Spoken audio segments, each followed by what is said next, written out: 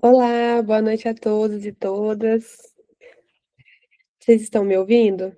Podem mandar emojis, ou então pode abrir o microfone e falar. Vocês estão bem? Graça e paz. Que bom que todos estão aí. Muito feliz por mais um dia, por mais uma aula, né? Parece que já tem tempo que a gente não se vê, 2 semanas foi bastante longo, mas cá estamos novamente. Espero que vocês estão com bastante energia. Porque eu estava até compartilhando com o Luca e o Guilherme, por exemplo, que nós vamos ver um capítulo apenas hoje, o capítulo 2, e nós vamos ter 34 slides para falar de um capítulo só. Então, para vocês verem mesmo a imensidão, né, de conteúdo, de informação que nós temos, que a Bíblia nos fornece, e o quão rica ela é, e o quão ela realmente tem a nos ensinar a cada dia, em cada vírgula, cada versículo que ela compõe. Então, como são 9h07, vamos começar. Lucas, se quiser, pode colocar para gravar. Então, normalmente está passando tudo certinho, espero que não tenha nenhuma peripécia igual a última vez, né, com o compartilhamento do slide. Eu tinha visto que na 2 semanas atrás uma pessoa tinha dito no chat que tinha uma pergunta, só que eu vi muito tarde, então eu sinto muito. Então, caso eu não veja o que vocês escreverem no chat hoje, por favor, não hesite em ligar o microfone no final da aula ou então levantar a mãozinha, para que a pergunta não se perca, né? E a gente aproveite esse tempo mesmo para poder responder aquilo que a gente conseguir responder, né? Igual eu falei, eu não sou uma enciclopédia, então pode ser que tenha coisas que eu não saiba, mas vamos lá então. Aula número 2. Vamos então para o capítulo 2 de Gálatas. Vou convidar vocês para ficar com a Bíblia de vocês aberta ou o telefone. Aí no capítulo 2 a gente vai explorar mesmo cada versículo, né, tentando destrinchar aquilo que Paulo quer nos ensinar. Mas antes disso, eu gostaria de orar com vocês, porque afinal de contas, tudo é por ele, para a glória dele, não somos nós, né, mas é Deus que nos capacita e para que ele possa ministrar nossos corações nessa noite e nos ensinar através da palavra dele. Amém? Pai, muito obrigado por esse momento tão lindo que temos de poder aprender mais a tua palavra, aprender mais sobre o Senhor.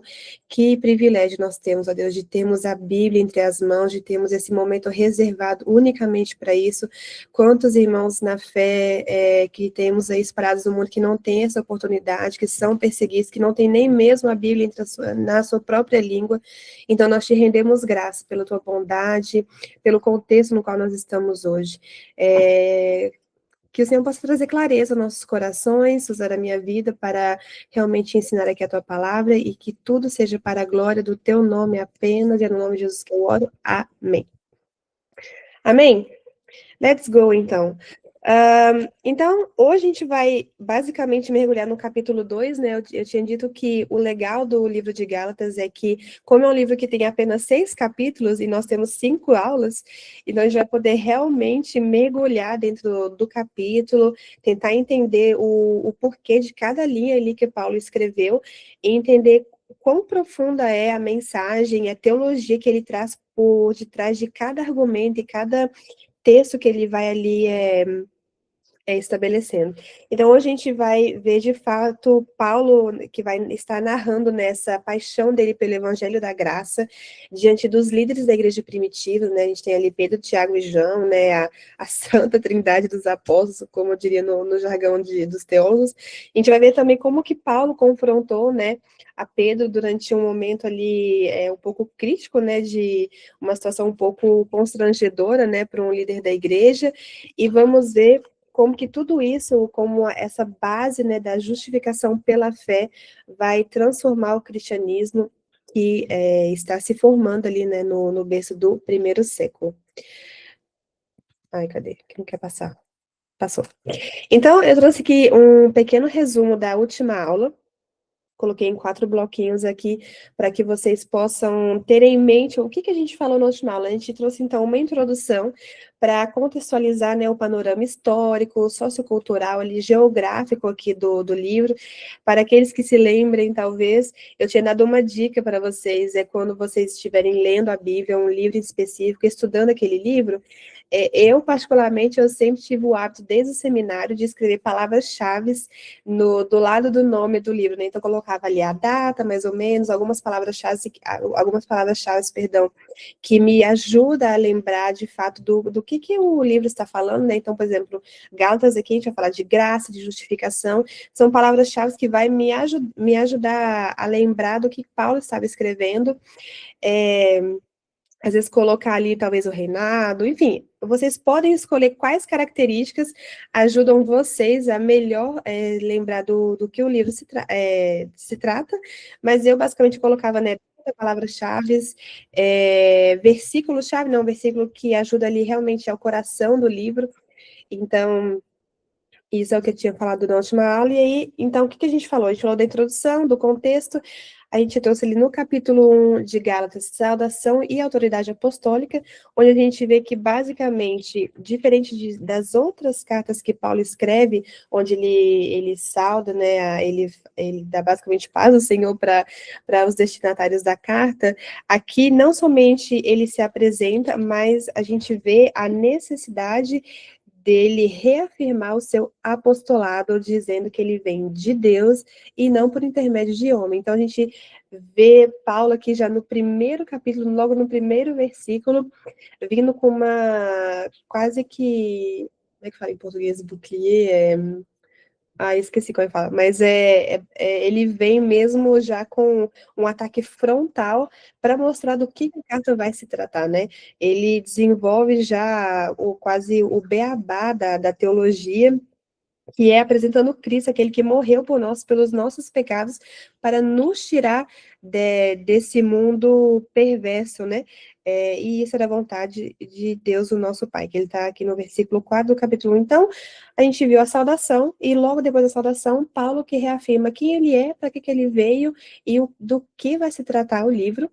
A gente vê logo em seguida no versículo 6, se vocês se lembram bem, que ele vai falar num tom talvez um pouco irônico, né? Ai, me admira o quão rápido vocês têm se distanciado, né, do verdadeiro evangelho que a gente pregou para vocês, o evangelho da graça de Cristo.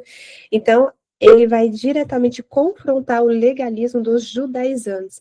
Judaizantes, que é uma palavra-chave que a gente trouxe semana passada, que significa os judeus que se converteram ao cristianismo, né, os judeus religiosos. Então, aqui se trata basicamente dos fariseus, né? E a gente vê também que ele vai trazer o conceito de o evangelho que eu recebi, eu não aprendi de alguém que veio me ensinar, que fez discipulado comigo, mas eu recebi por revelação divina. Então, o apóstolo Paulo ele vai testificar que o evangelho que ele prega não é invenção ou aprendizado humano. E isso para ele é muito importante afirmar desde os primeiros versículos, para não somente de maneira um pouco mais direto, assim, fechar a boca daqueles que estão falando contra ele, mas para mostrar aos cristãos da Galácia que o apostolado dele tem firmeza, o apostolado dele tem legitimidade. E o quarto ponto, que é a essência do chamado, que é a liberdade em Cristo. Então, esse é o ponto central da mensagem que ele vai escrever às igrejas da Galácia. Ele vai dizer que, na verdade, o porquê dos cristãos terem sido chamados é para essa nova liberdade em Cristo, uma liberdade que não nos respeita a fazer tudo que a gente quer, da maneira que a gente quer, do jeito que a gente quer, o nosso coração deseja, mas uma liberdade que se enquadra naquilo que Cristo estabeleceu através da sua morte ali na cruz.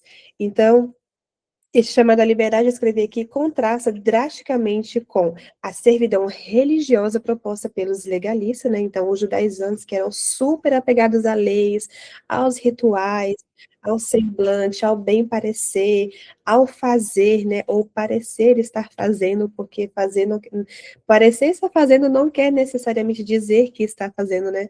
A gente tem conceitos em filosofia que tem o semblante e o falso semblante, né? Então, o semblante é aquilo que se parece mesmo, o falso semblante, que é parece, mas não é. Então, realmente é aquilo que os judaizantes queriam trazer, que é, tem que fazer isso, mas nem mesmo eles tinham essa capacidade de poder atender a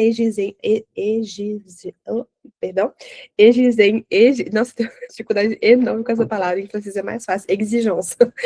Exigência moral e ética, que era de cumprir com os mais de 600 leis e ritos que os judeus tinham, né, a mais das leis mosaicas. Então, esse é o quadro.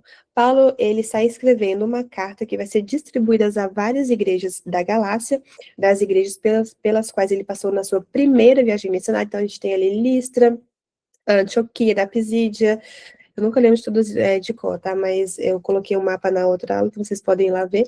Mas era importante ressaltar isso, né? Que não foi escrita a uma igreja em específico, mas a várias igrejas de uma região, que é a região sul da Galácia. E Gálatas é a carta mais antiga no Novo Testamento que temos, pois foi escrita por volta do ano 49 depois de Cristo. Então, esse é o panorama geral, espero que vocês tenham se lembrado. Para aqueles que talvez não tenham assistido a primeira aula, essa ocasião de sintonizar um pouco sobre aquilo que foi falado. Então, hoje eu estou me esforçando para fazer umas apresentações um pouquinho melhores, então hoje vocês vão ver que acho que ficou um pouco mais harmonioso assim, a apresentação. Agradecer ao dica do Davi que me falou para usar o Gama, muito bom. A gente está aprendendo. Mas então eu trouxe aqui, primeiramente, a primeira parte do capítulo 2, que vai demandar nossa atenção agora, que a gente vai ler, então, o capítulo 2, do versículo 1 ao 10, vai ser a primeira parte do nosso estudo, e em seguida a gente vai, então, tratar da última parte, que é do versículo 11 ao 21. E eu gostaria, né, para que não fique só eu falando, perguntar se alguém se dispõe a ler, já coloquei aqui, não precisa nem procurar na Bíblia, se dispõe a ler, por favor, esses 10 primeiros versículos, para que a gente possa estar, de fato, imerso naquilo que a gente vai estudar. Pode ler com calma, com atenção, para que a gente entenda de fato cada palavra, cada vírgula. A gramática tem a sua importância, né, na aprendizagem da Bíblia, na leitura, né, uma vírgula faz toda a diferença. Então, quem estiver disposto aí a ler, fique à vontade. Eu só não vou chamar porque eu não conheço, não vai falar igual na sala de aula, fulano, lê aí, por favor.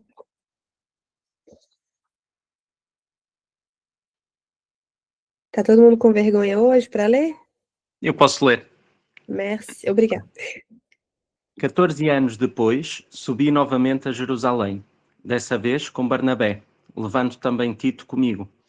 Fui para lá por causa de uma revelação que expus diante deles o evangelho que prego entre os gentios, fazendo, porém, em particular aos que pareciam mais influentes, para não correr ou ter corrido inutilmente. Mas nem mesmo Tito, que estava comigo, foi obrigado a circuncidar-se, apesar de ser grego. Essa questão foi levantada porque alguns falsos irmãos infiltraram-se em nosso meio para espionar a liberdade que temos em Cristo Jesus e nos reduzir à escravidão. Não nos submetemos a eles nem por um instante, para que a verdade do Evangelho permanecesse com vocês. Quanto aos que pareciam influentes, o que eram então não faz diferença para mim. Deus não julga pela aparência. Tais homens influentes não me acrescentaram nada. Ao contrário, reconheceram que a mim havia sido confiada a pregação do Evangelho dos incircuncisos, assim como a Pedro, os circuncisos, pois Deus, que operou por meio de Pedro como apóstolo aos circuncisos, também operou por meu intermédio para com os gentios, reconhecendo a graça que me fora concedida. Tiago, Pedro e João, tidos como colunas, estenderam a mão direita a mim e a Barnabé em sinal de comunhão. Eles concordaram em que devíamos nos dirigir aos gentios e eles aos circuncisos. Somente pediram que nos lembrássemos dos pobres, o que me esforcei por fazer.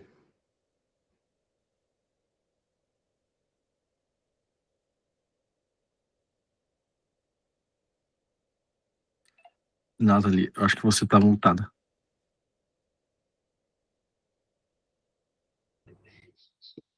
Obrigada. Eu tinha cortado para não atrapalhar a leitura.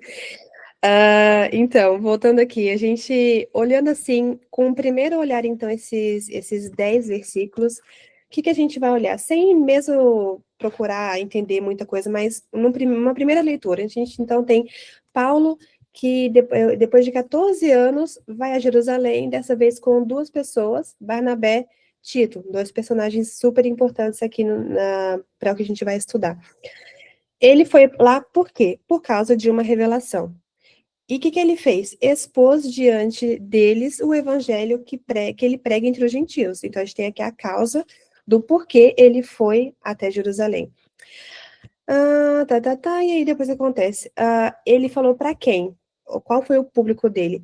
Para as pessoas importantes. Para quê? As mais influentes. Para quê? Para não correr ou ter corrido inutilmente. Então, ele foi conversar, expor tudo isso para as pessoas de maior influência, para não desperdiçar o tempo dele, né? O tempo de Paulo, ele considerava como precioso, né? A corrida, né, de anunciar o evangelho para ele era extremamente precioso. A gente vê essa urgência nos escritos dele. Aí depois, mas nem mesmo Tito, que estava comigo, foi obrigado a circuncidar. Então aqui ele já apresenta um primeiro argumento contra os judaizantes, porque ele está trazendo alguém consigo que não é judeu, que é grego. Aí essa questão foi levantada por alguns falsos irmãos. Falsos irmãos que quem? Que ele já tinha falado no primeiro capítulo. Então aqui ele está citando os judaizantes, se infiltrar em nosso meio para quê? Para espionar a liberdade que temos em Cristo Jesus e nos reduzir à escravidão. Então, aqui nessa simples frase, nós já temos qual era o objetivo dos judaizantes. Era se infiltrar no meio da galera, da igreja, a gente pode imaginar no contexto de hoje, né? São pessoas totalmente que aparentam ser cristãs, mas que vão lá para causar problema. E aí, e não nos submetemos a eles nem por um instante, para que a verdade do evangelho permanecesse em vocês. Então, resumindo, a gente não se submeteu, não nos reduzimos ao que os judaizantes estavam falando, para que isso não causasse mal a vocês, né? Para que isso não reduzisse, não desmentisse o evangelho que a gente tinha pregado. Então, às vezes, sem mesmo uma grande teologia, mas nos atentando a isso, a gente consegue sempre identificar o quem, o quando, o porquê, o para quem, os personagens envolvidos. Então, aqui a gente já tem, nesses 5 primeiros versículos, o quadro geral do que Paulo vai fazer nesse capítulo 2. Então, agora a gente vai pular para essa parte aqui, que eu quis colocar. Lembram que eu falei na primeira aula que é importante ler as cartas de Paulo em paralelo com o livro de Atos. Porque o livro de Atos, basicamente, Hernando Dias Lopes, ele vai falar, Hernando Dias Lopes, aqui não conhece, é um grande teólogo do Brasil, muito, muito renomado, assim, de grande erudição. Acho que para grande parte ele é uma base muito sólida, assim, para o que diz respeito a estudo de teologia e da Bíblia. Ele tem livros, né, eu coloquei na bibliografia, ele tem livros de comentários bíblicos para cada livro da Bíblia, então ele tem um potencial muito grande. Então, Hernando Dias Lopes, eu perdi o fio do que eu ia falar. Perdão, eu ia falar uma coisa, mas é isso. Ele fala, né, da importância sempre de ter esse olhar para o livro de Atos para entender o porquê das coisas que Paulo está falando. Então, as viagens de Paulo também nos ajudam a entender o quadro aqui de Gálatas. Então, eu coloquei para vocês aqui que Paulo, então, no capítulo 1, ele vai explicar a sua independência dos outros apóstolos, né? Então, ele vai falar, olha, eu não fui chamado por outro homem ou mediante outra pessoa, mas diretamente fui chamado por Deus. Mas no capítulo 2, ele quer destacar a sua interdependência. Eu coloquei a palavrinha aqui, interdependência é a relação de duas ou mais pessoas dependem uma das outras para alcançar um objetivo comum. Então, tudo bem que Paulo ele não tinha sido chamado por outro apóstolo para ser apóstolo, mas o fato dele não ter sido chamado por ele não quer dizer que Paulo estava contra eles. Então, no capítulo 2, Paulo também ele vai exercer na sua narrativa e mostrar isso, né, que eles podem ser diferentes, mas que eles trabalham juntos. Então, quando a gente lê aqui no primeiro versículo, 14 anos depois, subi outra vez a Jerusalém, eu achei importante trazer as questões das viagens de Paulo para que a gente possa se encontrar um pouco cronologicamente, né, na história dele. Então, as viagens de Paulo, ele fez 5 viagens no total a Jerusalém depois da sua conversão. Então, a primeira dele ocorreu 3 anos após sua conversão, isso a gente viu no capítulo 1. A segunda visita está relacionada ao socorro financeiro que Barnabé e ele levaram aos pobres da Judéia. Então, eu coloquei aqui as referências que se encontram em Atos.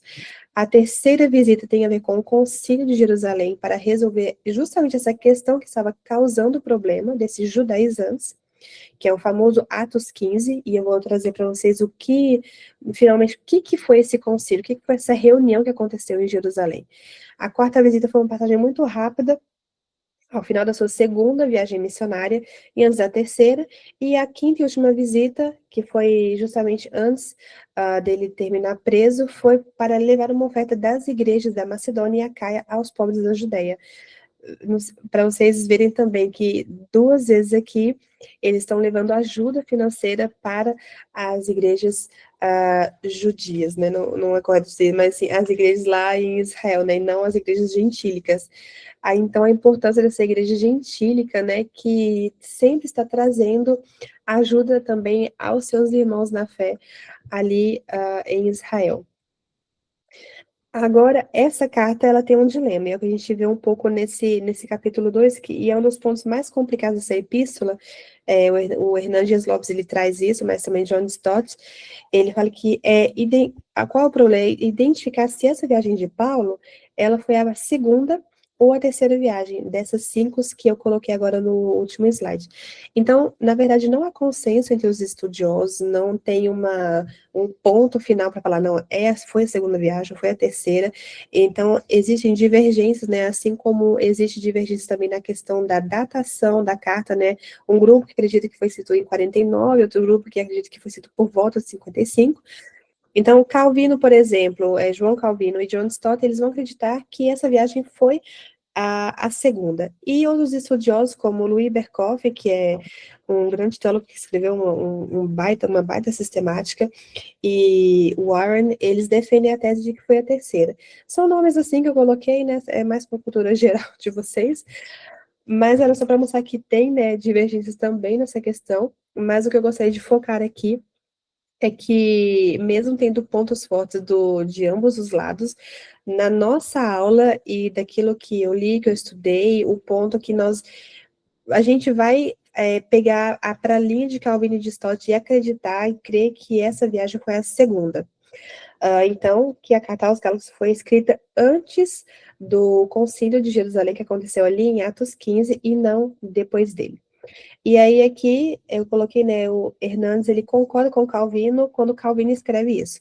É ilógico imaginar que Pedro teria usado tal dissimulação. Então, esse é no versículo 11, né, quando ele se aparta ali, ele se afasta dos gentios para sentar com os judeus, se a controvérsia já houvesse sido resolvida e o decreto apostólico publicado. Então, se já tivesse resolvido essa questão, não teria porquê de Pedro fazer todo esse cinema, né?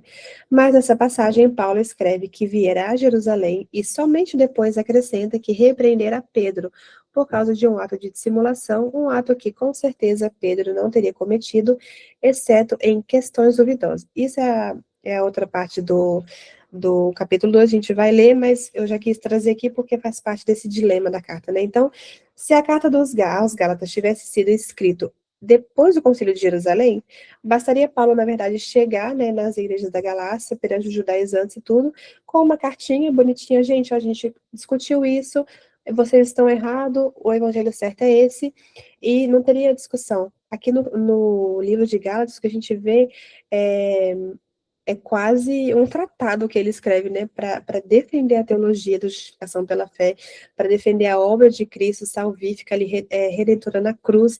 Então, a gente pende para esse lado de que Gálatas foi escrito então, antes do concílio, porque justamente todo esse panorama dá a entender o que vai ser discutido ali em Atos 15. E aí, o que foi o Concílio de Jerusalém? Porque pode ser que tenham pessoas que não sabem, e está totalmente ok, é normal.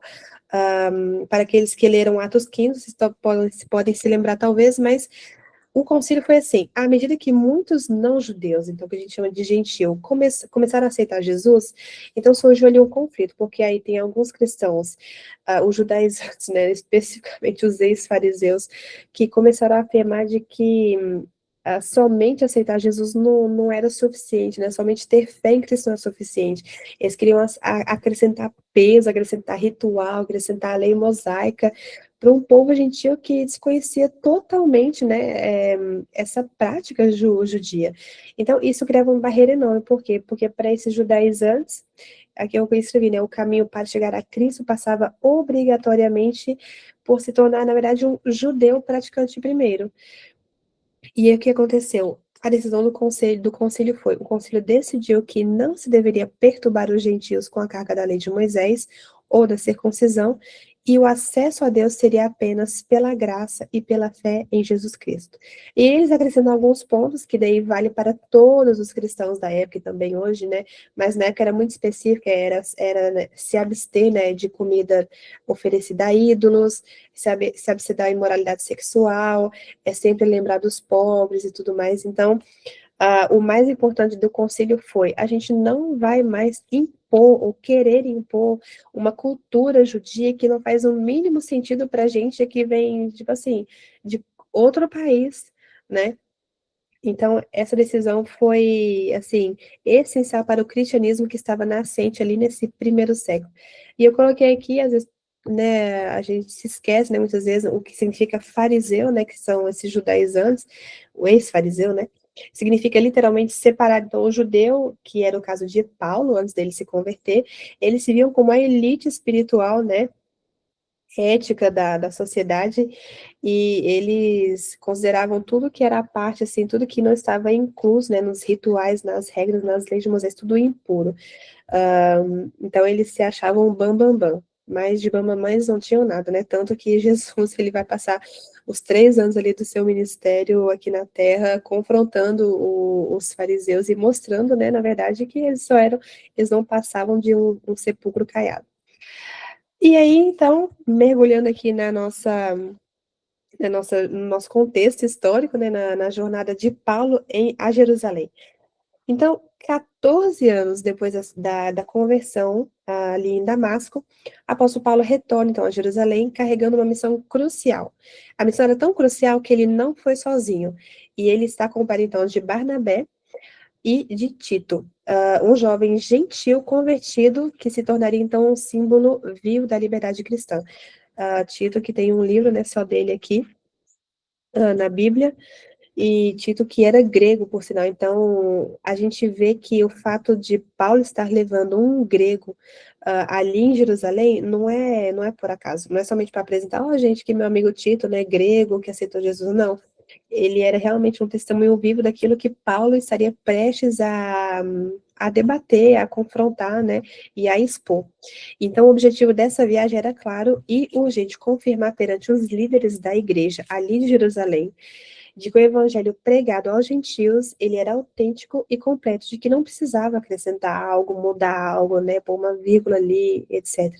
E Paulo, ele precisava demonstrar isso, então, que a mensagem da graça não necessitava de acréscimo da lei judaica, mas também aqui a presença de Tito, então, seria fundamental para dar um exemplo ali vivo, né? Então, o que Paulo estava dizendo era basicamente a personificação de Tito ali na frente dos líderes em Jerusalém. E eu coloquei aqui, né, 2 quadrinhos, estou aprendendo a usar esse negócio, achando o máximo, colocar umas coresinhas diferentes para destacar informações, mas Tito, sendo gentil, né, sendo não judeu, ele não foi obrigado a se circuncidar, E este ato simbolizou que a salvação em Cristo não dependia de rituais ou práticas da lei mosaica, mas unicamente da fé. E John Stott ele vai dizer também que Paulo levou Tito a Jerusalém não para despertar atritos, não foi para causar briga, mas para estabelecer a verdade do evangelho, que judeus e gentios são aceitos por Deus nos mesmos termos, a saber, a fé em Jesus Cristo. A medida para todas as coisas a partir de Jesus, na verdade, é Jesus ele mesmo, é a fé em Cristo. Não precisa de acrescentar nada mais a não ser se basear naquele que fez tudo por nós, que é Jesus. Então, todos devem ser aceitos pela igreja sem nenhuma discriminação. Afinal de contas, todos nós somos pecadores, todos nós sofremos os efeitos da queda, né? Não é somente uma parte do nosso corpo que é mal, é todo o nosso ser que é mal, que precisa da graça salvadora de Cristo para poder nos aproximar de Deus Pai novamente. Então, o fato da gente ser X ou Y não vai mudar nada, porque afinal de contas, todos precisam de Cristo e é unicamente tendo a fé nele é que se tem acesso a Deus, né? Então, não precisa de nada mais. Portanto, é uma frase do Spurgeon, né? Um famoso teólogo, alguns já devem ter ouvido essa frase, né? Na verdade, o evangelho é o quê? É um mendigo anunciando para outro mendigo onde encontrar pão. É para mostrar que todos nós temos uma situação deplorável e miserável antes de termos Cristo. E é a partir de Cristo que nós temos, então, essa graça que é poder ter acesso ao Pai. E aí aqui eu coloquei esse quadro para apresentar os companheiros de Paulo, né? Barnabé e Tito, que são pessoas muito importantes ali para o ministério de Paulo, né? São amigos de caminhada. O que de fato importa são esses companheiros que seguem Paulo. Então, aqui está também mais uma lição, né? Quem é que está caminhando ao seu lado? Com quem você tem compartilhado, né, a sua trajetória, com quem você tem compartilhado da missão que Cristo colocou nas suas mãos. São pessoas que você tem certeza que iriam com vocês até o fim, né, para testificar do que Cristo tem feito. Então, aqui também pode ser que a gente pense, mas era só para falar que Paulo não estava sozinho. Não, existe um porquê de Barnabé e Tito estarem com Paulo, né? Então, Barnabé, ele é judeu e Tito um gentil, um combo perfeito. Então, a gente tem ali uma amizade entre os dois povos, super diferentes. Barnabé, na verdade, ele é um judeu ligado ao ministério gentílico, né? Então, ele não evangelizava em Jerusalém ou em Israel, mas ele está ali percorrendo todo o mundo fora de Israel com Paulo. E Tito, na verdade, ele é um convertido gentil à fé cristã, produto daquela mesma missão gentia que estava então em discussão naquela época entre Paulo e os líderes e os judaizantes. Barnabé, na verdade, ele é natural de Chipre, e ele é um dos primeiros cristãos, a gente vê isso lá em Atos 4:36.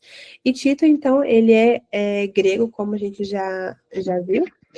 E eu coloquei aqui do lado, né, ambos são importantes na defesa do evangelho pregado por Paulo. Barnabé, ele foi companheiro de Paulo na primeira viagem missionária. Tito, ele era esse filho na fé. Barnabé, sendo judeu, estava de pleno acordo com o evangelho pregado por Paulo, evangelho esse que não foi modificado pelos apóstolos de Jerusalém. E Tito, sendo gentil, ele foi aceito sem precisar se submeter ao rito da circuncisão. Então, tudo que Paulo, na verdade, estava dizendo já desde ali do capítulo 1, né, a gente vê que a continuidade, né, do discurso dele ali em Jerusalém, com um reforço agora maior, que é a presença de duas pessoas completamente diferentes, mas ao mesmo tempo iguais, no sentido de que ambas salvas por Cristo mediante a fé em Jesus.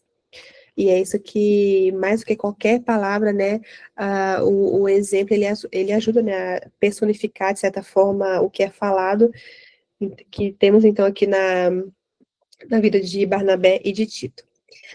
Agora que nós passamos, então, esse primeiro versículo, né, que explica que ele foi, né, para Jerusalém depois de 14 anos, a gente entra no versículo, nós vamos ver agora essa parte do versículo 2 ao 6, que é uma passagem também, eu falo sempre que é tudo importante, mas tudo é importante na Bíblia, cada detalhe é importante. Mas aqui a gente vai ver duas coisas, a motivação de Paulo e o propósito de Paulo. Então, no versículo 2, a gente vê a motivação de Paulo. O que o motivou a ir para Jerusalém? Essa simples frase já nos diz: subir em obediência a uma revelação. Ele não foi assim por acaso, não. Ele foi porque havia uma revelação a ser obedecida. Então, Paulo ele foi em obediência a uma revelação divina. Agora, ele não foi buscar a aprovação de homens, até porque já desde do versículo do capítulo 1 a gente vê que não é algo que preocupa Paulo essa aprovação por homens, né? Mas ele vai para obedecer ao mandato de Deus. Não para receber autorização dos apóstolos também de Jerusalém, porque isso também não lhe interessava, até porque ele já estava há anos pregando, né, ali no meio do povo gentil, mas ele vai para defender o evangelho que pregava. E como disse Calvino, vocês vão ver que eu vou citar bastante Calvino, tá? Eu gosto bastante dele. Mas Paulo, ele não foi posto no ofício apostólico por determinação dos outros apóstolos, mas ele foi reconhecido por eles como um apóstolo. E isso também é importante, porque por mais que os apóstolos não chamaram, né, Paulo para se tornar apóstolo, ele foi chamado por Cristo, mas há um reconhecimento por parte dos outros apóstolos, né, principalmente ali Pedro, Tiago e João, que é o que a gente mais vê aqui na cena, é que é um reconhecimento, eles reconhecem sim o ministério de Paulo, o trabalho dele, né, no meio do povo gentil. Isso é importante porque, afinal de contas, eles estão caminhando juntos para o mesmo propósito. Então, aqui eu coloquei uma nota para a gente também entender.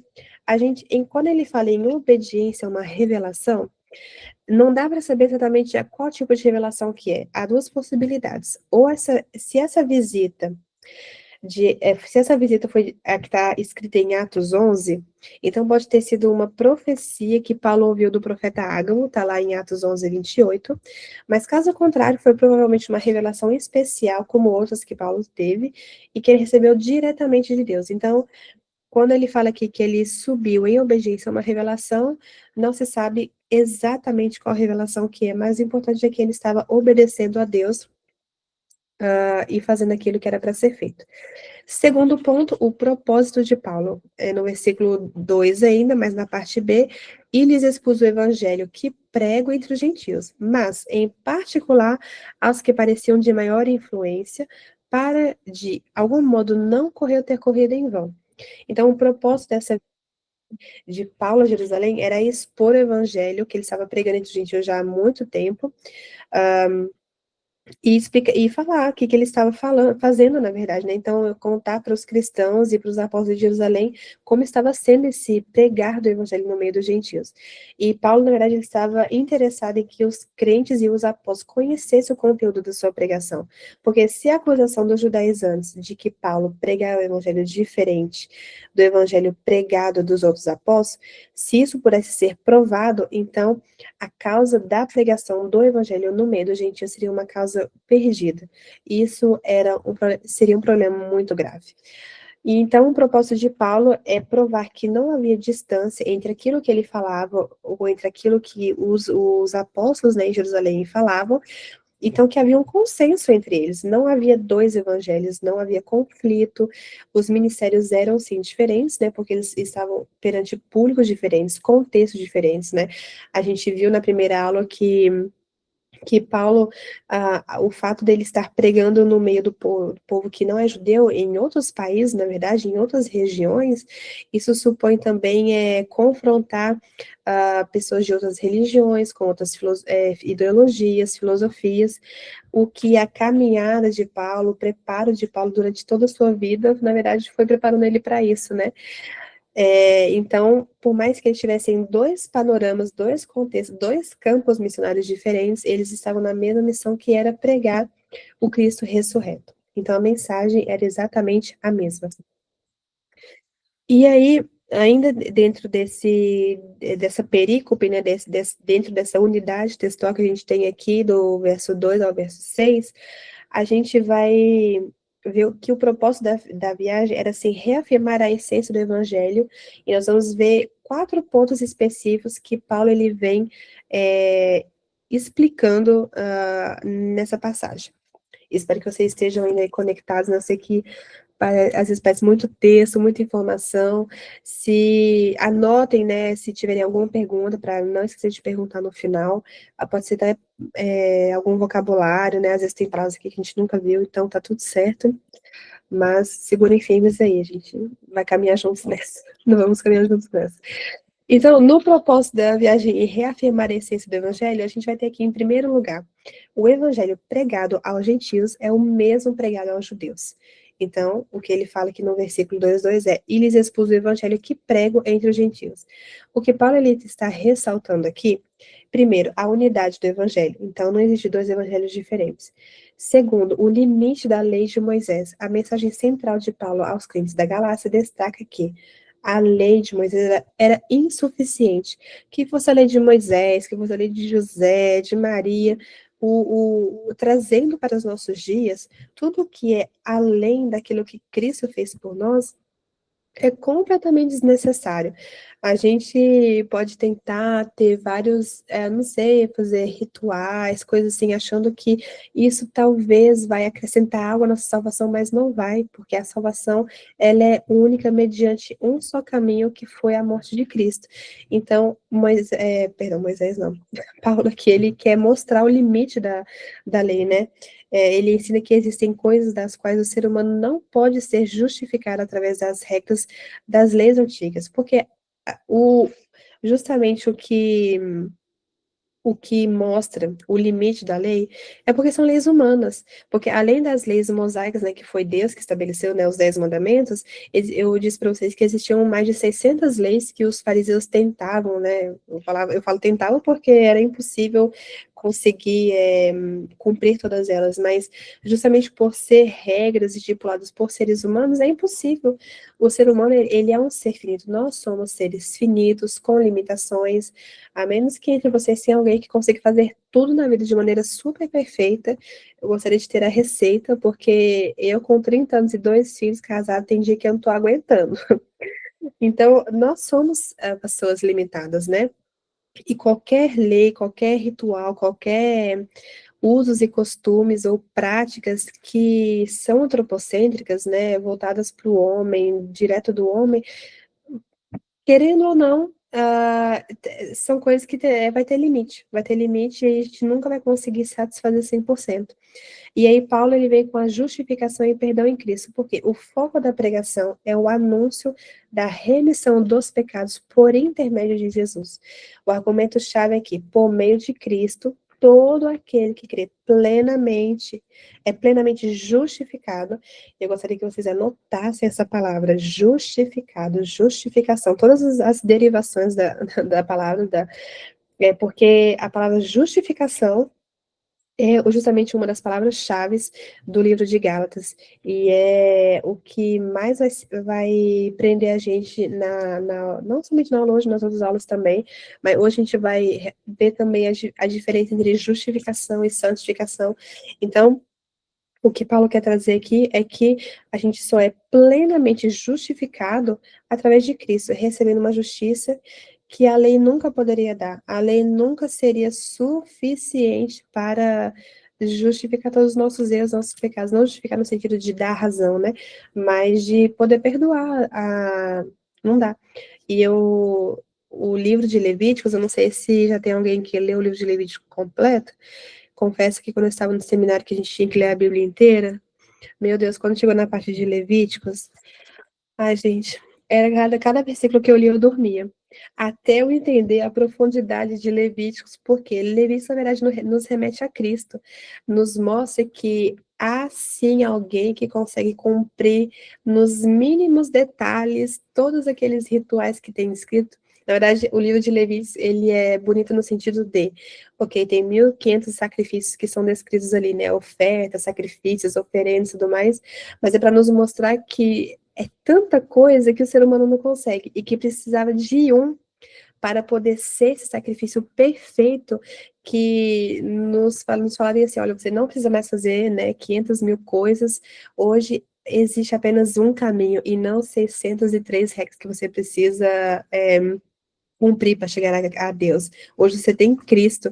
Então, assim, é maravilhoso a gente poder ler Levíticos hoje e falar assim, nossa, ai, eu não preciso mais fazer tudo isso. Eu, assim, para mim foi um alívio, porque eu fico imaginando o povo de Israel tentando, né? Era tanta coisa, era oferta para X, para Y, era tanto, meu, eu fico assim pensando, é incrível como que eles se lembravam, né, de tudo isso. Claro que tinha um sacerdócio para ajudar, mas é tanta coisa que, assim, obrigado, Senhor, porque Cristo morreu por nós, e Cristo, a gente se safou dessa, né?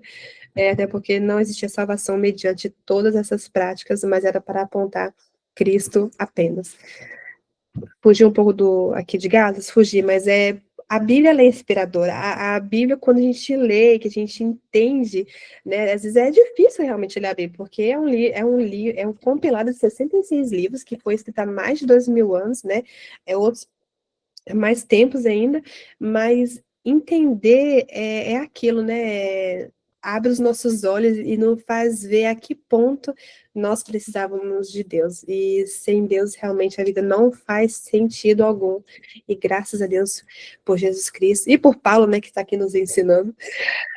Mas então, coloquei aqui no quadro para vocês, embora os apóstolos tivessem estilos e públicos diferentes, todos pregavam uma única mensagem comum e imutável. Então, não era um evangelho que dava para mudar, ele era imutável.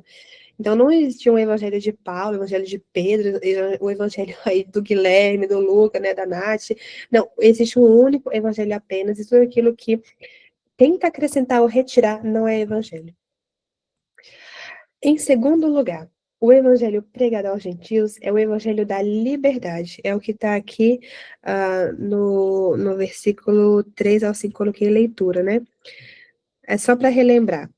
Contudo, nem mesmo Tito, que estava comigo, sendo grego, foi constrangido a circuncidar-se. Eu estou com uma versão um pouco mais antiga, tá? Estou com a Almeida aqui.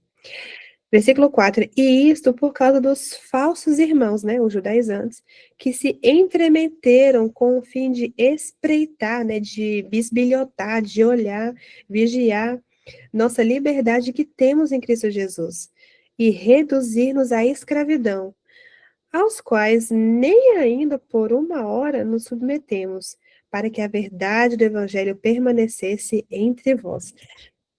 Então, nesses 3 versículos aqui, a gente tem 3 pontos, novamente, que é a prova da graça, que é o caso de Tito. Então, Tito, ele vem realmente como esse exemplo personificado da teologia que Paulo estava tentando dizer. Então, Paulo utilizou Tito como exemplo prático de que a circuncisão não era necessária para a salvação.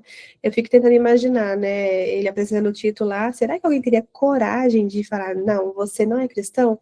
Sendo que, né, Tito, ele já tinha essa prática de vida cristã, testemunho, né, então seria também muita ousadia dos judaizantes se levantar e falar, olha, você não é cristão, mas e isso era realmente para calar os judaizantes. Mostrar Tito era mostrar que, de fato, a lei mosaica não era necessária. O conceito de liberdade cristã, que é a liberdade em Cristo, não significa poder fazer qualquer coisa ou agir com libertinagem, né? Isso está lá em Gálatas 5, já um pouco depois, mas a verdadeira liberdade é viver sob o senhorio de Cristo e para Ele. Fora desse relacionamento, o que chamamos de liberdade é apenas uma ilusão para encobrir nossos próprios desejos e paixões. Então, a liberdade que nós temos em Cristo, os limites dela, aquilo que é possível fazer ou não fazer, está escrito aqui na Bíblia. Tudo o que passa além do Evangelho, daquilo que o Evangelho nos ensina, é tentar agradar nosso próprio coração. Por exemplo, que a gente vê, caso vocês já tenham ouvido falar, a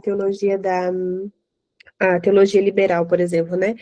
Eles têm uma frase em que a Bíblia, ela, como é que é? Esqueci, essa era uma frase tão absurda. A Bíblia não é palavra de Deus, ela se torna palavra de Deus. Talvez ouvindo assim, a gente pensa, mas o que tem de mais nessa frase? Eu vou falar outra frase. A frase que os cristãos, mesmo ortodoxos, eles vão falar a Bíblia é a palavra de Deus. Quando a gente fala a Bíblia, ela se torna a palavra de Deus, quer dizer que eu posso pegar aqui, sei lá, esse versículo aqui, X, e falar assim, isso aqui não me agrada muito não, esse aqui acho que não é Deus falando não. Não, mas esse aqui sim. Então, quando a gente fala isso, a gente começa a querer intrometer a nossa humanidade naquilo que não é para ser, né? A gente quer falar onde é que Deus está falando, onde é que não é. Ah, isso aqui é metáfora. Ah, não, isso aqui é uma analogia. Ah, isso aqui é um exemplo, né? Não, mas isso aqui foi 2000 anos atrás, é do contexto lá, não tem nada a ver com a gente. A partir do momento que a gente pensa que a Bíblia ela se torna e que ela não é a palavra de Deus, começa o verdadeiro perigo dessa libertinagem, porque dá ênfase, dá justamente palco para fazer o que o nosso coração almeja. E o nosso coração, ele é corrupto. O nosso coração, ele tem que ser guiado, ensinado a cada dia, né? É um trabalho sem fim, aliás. E terceiro ponto, inflexibilidade com a verdade. Paulo, ele foi realmente essa rocha inabalável porque ele não dava o braço a torcer, né, contra esses falsos irmãos que tentavam perverter o evangelho. Embora ele fosse paciente, né, com os fracos, os que não entendiam direito, talvez, ele não aceitava negociar a verdade teológica, pois entendia que qualquer concessão na essência da mensagem seria cair na apostasia e seguir o evangelho falso, rejeitado até pelas autoridades de Jerusalém. Em terceiro lugar, o evangelho pregado entre os gentios não depende da aprovação de homens, que é esse versículo 6, né? E quanto àqueles que pareciam ser de maior influência, quais tenham sido, outrora não me interessa, Deus não aceita a aparência dos homens. Esses digo que me pareciam ser alguma coisa, nada me acrescentavam. Fala que ele não estava depreciando os apóstolos de Jerusalém, né? Ele estava, na verdade, indo contra as reivindicações estabelecidas exclusivamente pelos judaizantes. John Stott ele vai enfatizar que as palavras de Paulo não são uma negação da autoridade apostólica de Pedro, Tiago e João, né?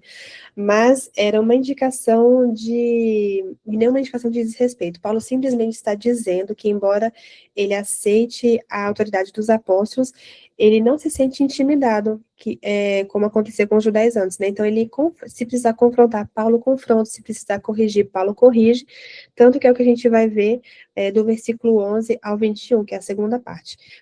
Ele tem esse respeito aos outros apóstolos e o alvo eram, na verdade, os falsos mestres. Em quarto lugar, o evangelho pregado entre os gentios não aceita acréscimo. Então, Paulo está declarando que aquilo que ele está pregando é o correto, não precisa ser corrigido, não precisa acrescentar coisa, tirar coisa, né? Não precisa acrescentar a lei mosaica ou retirar o que Paulo estava dizendo. O evangelho que ele recebeu da parte de Deus, né? No capítulo 1, e por isso, como sendo um evangelho recebido diretamente por parte de Cristo, não tinha nada que ser modificado. E o evangelho pregado por Paulo, ele não havia sido criado por ele mesmo, né, como eu falei, e isso, a consequência disso é que a sua mensagem era a verdade do evangelho, a mensagem da nossa liberdade que temos em Cristo Jesus, completa e imutável. E aí, a gente conclui, então, essa parte do versículo 2 ao 6, que é ele trazendo, né, toda essa argumentação contra os judaizantes. E agora do versículo 7 ao 9, a gente vai ver realmente um foco mais sobre o ministério de Paulo. O versículo 10 eu não coloquei, mas na verdade eu vou citar no final, que é finalmente os apóstolos reconhecendo o ministério de Paulo e que não precisava haver mudança naquilo que ele estava fazendo. Tipo assim, good job, continua, você está no caminho certo. Mas aqui, então, do verso 7 ao 9, a gente tem o quê? O ministério de Paulo era direcionado aos gentios, enquanto o de Pedro aos judeus. Então, os dois apóstolos não eram rivais, mas eles eram parceiros, apenas com campos diferentes. Então, Paulo reafirma que seu ministério e o evangelho que prega aos gentios vem diretamente de Deus, estão em perfeita harmonia com tudo aquilo que os outros apóstolos estavam pregando. É uma mensagem universal e independente de rituais judaicos. O fato de o ministério de Paulo estar direcionado aos gentios não significa também deixar os judeus de lado. Então, quando a gente lê as cartas paulinas, a gente sempre vai ver que Paulo ele vai, né, se há uma sinagoga, ele prega na sinagoga, prega ao seu povo, mas ele tem esse foco, né, essa atenção para o povo gentil, porque afinal de contas, Deus o chamou para isso. E tanto tanto o ministério de Pedro e dos outros apóstolos, que era, na verdade, com um foco mais voltado para os judeus. Isso não quer dizer que eles não pregariam também aos gentios, se fosse o caso, né? O que a gente tem aqui em Atos 8:10, por exemplo, que a gente tem Pedro, onde ele não exclui ministrar aos gentios. Então, o ministério de Paulo aos gentios era capacitação divina e não treinamento humano. E ele fala, né, pois aquele que operou eficazmente em Pedro para o apostolado, né, apontando ali a Pedro primeiro, para o apostolado da circuncisão, né, que diz respeito ao povo judeu, também operou eficazmente em mim para os gentios, que é ali o versículo 2, o capítulo 2:8. Então, o Senhor não apenas conduziu Paulo aos gentios, mas o capacitou eficazmente para aquele trabalho, da mesma forma que ele capacitou Pedro, capacitou Tiago, capacitou João, né? O chamado ele vem de Deus, assim como o poder e a capacitação para o exercício do ministério. E aqui no quadrinho cinza eu coloquei uma reflexão para nós, não sei, talvez se alguém já tem tido esse tipo de pergunta, né? Você já parou para pensar que seus dons e talentos vêm da parte de Deus? E que somente em Deus é que exercemos de maneira plena aquilo que Ele colocou em nossas mãos? Então, às vezes a gente pensa assim, não sei muito para que Deus me chamou, às vezes eu me sinto um pouco perdido na igreja, ou até mesmo fora da igreja, não sei como que eu posso contribuir para o reino de Deus. Saiba que às vezes a gente pensa assim, pode ser uma coisa simples, né? Não simples no sentido de desmerecer, né? Mas às vezes é coisa que você faz bem, talvez costurar. Eu, por exemplo, não sei costurar, gente. Me dá tristeza costurar, não sei. Eu sou péssima com coisas manuais. Então, talvez você tenha um dom manual, ou pegar a Bia, né? A Bia aqui agora, que eu tô vendo aí, que cozinha, Masterchef, né? Então, através da cozinha, da culinária, ela pode ser usada como ferramenta para pregar o evangelho, para trazer o evangelho em lugares que talvez a gente nunca imaginaria, né? Então, olhe para si com carinho, olhe para si com o olhar de graça que Cristo tem, olhe para aquilo que está em suas mãos e veja isso, veja os dons que Deus colocou em suas mãos. Aí, o outro ponto é, tendo isso em mente, olhando para os dons que você tem, como exercê-los de maneira plena, apenas em Deus. Então, que a gente não pense que a gente, porque eu sou boa em fazer megas resumos de filosofia, com a minha própria capacidade eu consigo, não. Se não é Deus em nossas vidas, os nossos dons de nada servem, porque o poder vem dele, a capacitação vem dele, é ele que nos faz explorar da melhor maneira possível os dons que ele colocou em nossas mãos. Então, por quê? Porque tudo é para ele, por meio dele e para a glória dele. E é isso que nós vemos aqui em Paulo, nós vemos nos evangelhos, também outros personagens da Bíblia. E aí eu coloquei aqui um pouco menos de texto, né? Coloquei uns quadrinhos para vocês. Mas então, finalmente a reunião em Jerusalém, do que era? Era a defesa do Evangelho da Graça. Em Jerusalém, Paulo então vai se encontrar com esses pilares, né? Com esses gigantes, esses monstros, né? Da igreja primitiva, que é Tiago, irmão de Jesus, Pedro e João. Coloquei Pedro, o apóstolo das chaves, mas podia ter tirado, é piada interna de teólogo. E João é o discípulo amado. Diante desses líderes respeitados, então, Paulo ele vai expor detalhadamente o evangelho, a maneira como ele vem pregando, como que ele, tipo assim, gente, o que eu faço no campo missionário, no meio dos gentios, é isso, o que eu prego é isso. Então ele vai simplesmente não, né, mas ele vai expor, contar, explicar e ainda mostrar com o exemplo, né, da vida de Tito, ali o que ele estava fazendo. Então, ali nessa reunião de Jerusalém, nós temos a exposição do evangelho, ele expõe também a ameaça dos falsos irmãos e uma resistência firme, né? Paulo e Barnabé, eles não vão ceder em momento algum para justamente preservar essa verdade. Então, este momento, coloquei aqui no final, né? Foi decisivo para o cristianismo, por quê? Porque imaginem que eles tivessem talvez cedido ou as pessoas tivessem dado crédito aos que os judaizantes estavam falando, como que seria a realidade do evangelho pregado na época? Será que teria atingido outros lugares? Não dá para ter noção, né?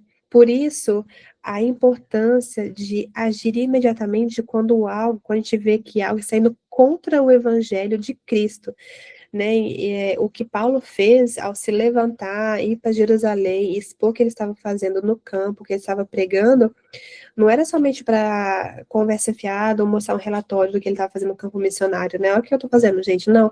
Mas era para evitar grandes danos que poderiam ter acontecido ali já nos primórdios, né, do cristianismo no primeiro século. Então, a atitude de Paulo nos mostra e nos ensina hoje também que a partir do momento que a gente vê algo que é totalmente contra ou inadequado perante o Evangelho de Cristo, a gente tem que se posicionar.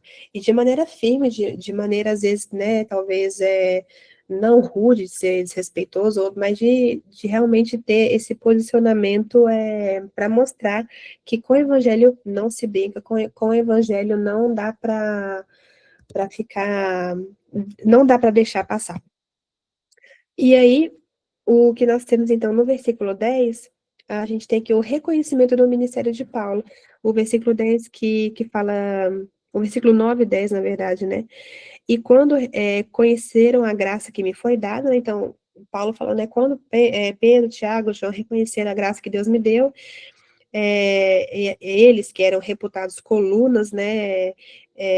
Levantaram a mão direita, eu estou parafraseando, tá, para simplificar, levantaram a mão direita, né, a destra da comunhão, a fim de que a gente fosse para os gentios e eles para os da circuncisão, para os judeus. Então, tá tudo bem, obrigado, Paulo, por ter exposto aquilo que estava acontecendo, a gente reconheceu o ministério. Então, os líderes validaram o ministério de Paulo, e naquela época, por mais que a gente pense assim, mas será que ele precisava do reconhecimento de apóstolo, de Pedro, Tiago e João, já que ele não se importava com homens, ele não se importava do que as pessoas falavam, já que desde o início ele vem falando que o apostolado dele veio de Deus, né?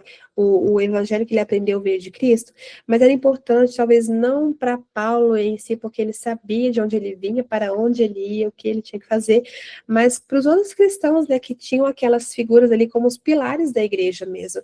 Então, os outros cristãos vendo que Pedro, Tiago e João tinha esse reconhecimento oficial pelo ministério de Paulo, era dizer, ok, realmente os judaizantes estão fazendo, quando a gente fala em francês, n'importe quoi, estão fazendo nada com nada, estão causando discórdia, né, no meio da igreja, do corpo de Cristo, trazendo peso em cima dos nossos irmãos que são gentios, e o que Paulo está falando é o correto. Então, para isso, era importante o reconhecimento, né, a validação do ministério de Paulo por parte da liderança de Jerusalém. Ali a gente tem também uma divisão estratégica, né? Então Pedro, Tiago, João que ficam ali com os judeus e Paulo com o ministério voltados para os gentios, e responsabilidade social, que é no versículo 10, que Paulo fala, Pedro, eles recomendaram somente que a gente se lembrasse dos pobres, né? O que também me esforcei por fazer, tanto que a gente viu na cronologia ali do início, né? Que em duas das viagens, Paulo ele traz consigo ofertas que as igrejas gentílicas mandaram para as igrejas ali da Judeia. Então, a única recomendação dos líderes foi que Paulo se lembrasse dos pobres, um compromisso que ele já tinha em seu coração. Amém? Deixa eu ver que horas são, gente, que eu tô falando. 10 horas. Ai, meu Deus, eu fico empolgada e eu nem vejo a hora passar. Mas a gente tá na metade. E agora é daqui pro fim. Então, eu gostaria de pedir a alguém, que daí é bom que eu tomo uma aguinha, puder ler, por favor, a última parte, né, os últimos versículos, que está aí, o versículo 11 ao 21. Por favor, se alguém puder ler.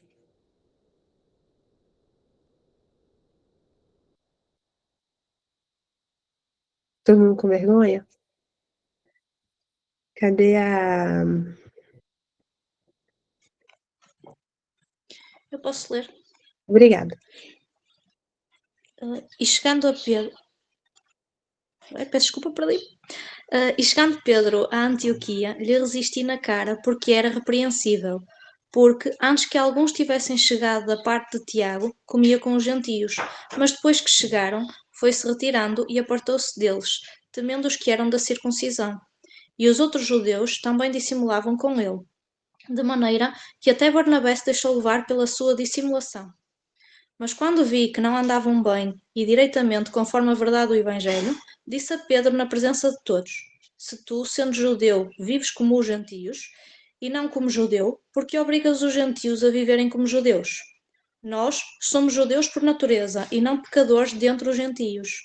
Sabendo que o homem não é justificado pelas obras da lei, mas pela fé em Jesus Cristo, temos também crido em Cristo Jesus para sermos justificados pela fé em Cristo e não pelas obras da lei.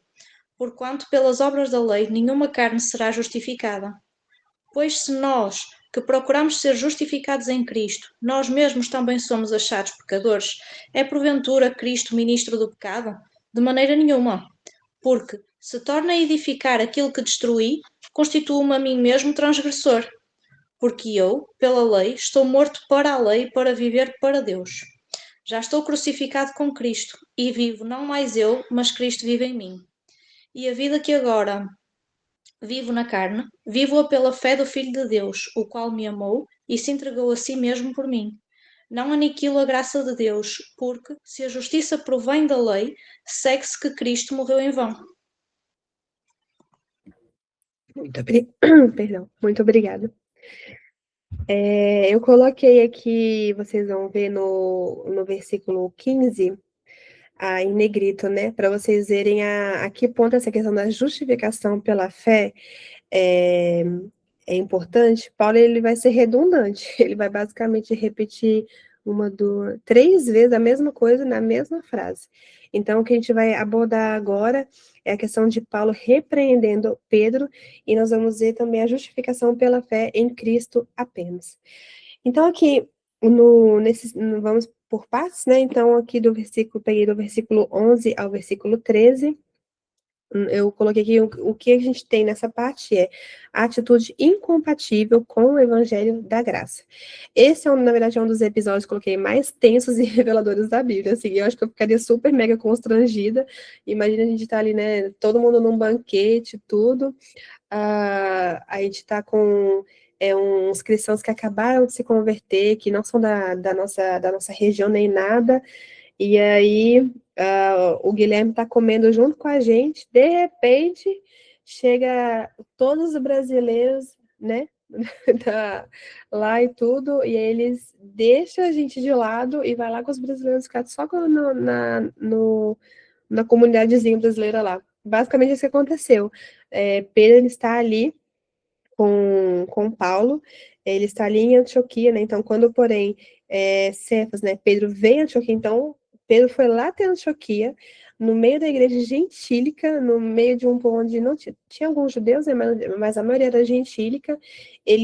O que vai acontecer, na verdade, assim, ficou muito feio para Pedro, né? Então a gente tem Pedro como uma figura representativa do cristianismo, né? Um dos pilares da igreja de Jerusalém. E aqui o texto ele vai descrever como o apóstolo Pedro falhou em praticar o que pregava, gerando uma crise de hipocrisia na igreja. Então aqui está o resumo em 4 pontos principais. Então aqui a gente tem um cenário. Por que o cenário?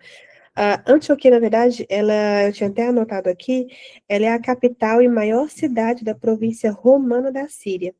Antioquia possui uma grande comunidade judaica, então não surpreende, portanto, que tenha sido o primeiro lugar mencionado em Atos, onde os cristãos de origem judaica pregaram o evangelho aos gentios. Isso está lá em Atos 11, 19 e 20.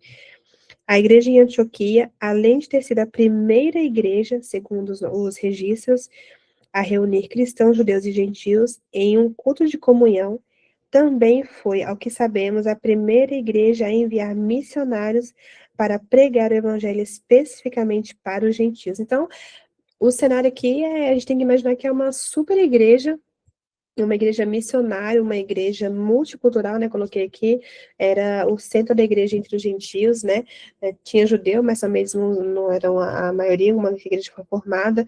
O evangelho tinha unido pessoas de diferentes culturas e raças, então a gente tem um exemplo típico de uma igreja que não tem só um tipo de gente, de uma só região, mas tem ali pessoas de todos os lugares. Então, Pedro, ele chega nessa cidade. Inicialmente ele age de acordo com o evangelho, né? Ele se faz ali de bom cristão, né? Em que tá fazendo tudo certinho, comeu, bebeu ali com os cristãos gentios livremente, sem nenhum peso, né? Na consciência da lei mosaica. E aí a segunda etapa da história, que é o recuo de Pedro, por medo, desculpa, o recuo de Pedro por medo quando tudo mudou, quando chegou um grupo de judeus radicais de Jerusalém. Então, na primeira etapa, Pedro está super tranquilo, está bebendo, comendo com os cristãos gentios, mas uma vez que começa a chegar justamente esses judaizantes, né, esses cristãos mais radicais, apegados à lei mosaica, do nada, Pedro vira a capa e, ai, gente, desculpa, beijo, tchau, vou sentar ali com eles. Basicamente, falando no linguajar de hoje, é isso que acontece, né? Ele dá um de falciano e ele vai se juntar aos irmãos deles da circuncisão, né? Por medo de ser criticado por esses líderes judeus. Assim, Pedro com medo de ser criticado. Ele, que era um dos pilares, né, da igreja, ele estava com medo de ser criticado. E aí o erro foi, ele não mudou sua teologia. Então, ele ainda sabia que os gentios eram salvos. Isso, ele estava claro na mente dele, mas ele mudou a sua atitude. Então, aqui a gente tem um desnivelamento, se pode-se dizer, entre a prática e a teoria. E aí houve uma divisão entre o que ele acreditava, que era a doutrina, né, e o que ele fazia, a prática. Terceiro ponto, a reação em cadeia. Então, a gente tem um efeito dominó infinito. Como Pedro era um líder influente, seu erro arrastou outros. Então, não somente o que ele fez coube só a ele, não, isso teve efeito em outras pessoas, o que é pior ainda, né? Então, os demais judeus da igreja o seguiram nessa segregação, né? E até Barnabé, que era o grande parceiro de Paulo, que veio de Chipre, né? Que nem era, assim, um judeu ali de Jerusalém, ele também se deixou levar pela atitude de Pedro. Então, o que uma atitude de um líder, às vezes, pode levar outros a fazer, né? Não somente do líder, né? Claro que todo cristão, ele tem que ser atento ao que faz, mas aqui a gente destaca isso porque Pedro, ele era uma figura de liderança, né? Então, Paulo, ele vai chamar isso de hipocrisia, né? No grego é agir como um ator mascarado, pois eles estavam agindo contra a própria consciência. E quarto ponto, a gravidade do pecado de liderança. Calvino, ele vai destacar que o pecado de um líder é mais danoso, então tem mais efeitos colaterais. Por quê? Porque influencia outros. Então, a liderança, ela nunca é neutra. Na verdade, nenhum ser humano é neutro. Todos nós temos o que James Sire, um autor de um livro que chama Universo ao Lado, ou então Dando Nome ao Elefante, ele tem os dois livros. São livros que ele escreve sobre cosmovisão. O que é cosmovisão? Cosmovisão, acho que eu tinha falado um pouco na primeira aula, é a lente pela qual você enxerga o mundo. Todo mundo tem uma opinião ou uma crença acerca das coisas, né? Então, a gente não tem uma opinião neutra. A opinião neutra, ela não existe, ela só existe em livro, né, de ficção. Mas então, por mais que a liderança nunca é neutra, nenhum ser humano é neutro, na verdade, né? Mas aqui, tratando-se da liderança, é porque ela vai arrastar outras pessoas, que seja para o bem ou para o mal. O pecado de um líder é mais danoso por quê também? Porque fere a unidade. Então, a atitude de Pedro criou ali uma barreira racial e social, onde o evangelho já havia trazido união. A gente já tinha um exemplo de uma igreja multicultural, com pessoas de diversos lugares, reunidos debaixo de uma só coisa, que é o quê? A fé em Cristo Jesus. E Pedro, ao fazer isso, a atitude dele vai criar uma barreira e um problema onde não era para existir. E terceira coisa é que contamina o evangelho. Então, Paulo foi inflexível, porque ceder nesse ponto, se ele fosse ceder e deixar passar pano por que Pedro estava fazendo, seria contaminar a pureza do evangelho com o legalismo judaico. Se Paulo não confrontasse Pedro na sua atitude, a mensagem de maneira indireta que estaria passando não, eles se separaram, né, porque eles têm esse legalismo, então, de fato, a lei mosaica tem uma certa importância e tem que continuar a ser vivida e observada, só que não. a partir do momento que Cristo se torna referência, o ponto principal, né, que é a justificação somente mediante a ele, não pode ter outras alternativas. Então, é isso que Paulo, ele traz aqui. Então, a gente vai ter um conflito, o confronto em Antioquia, que é Paulo repreendendo Pedro. Algum tempo depois,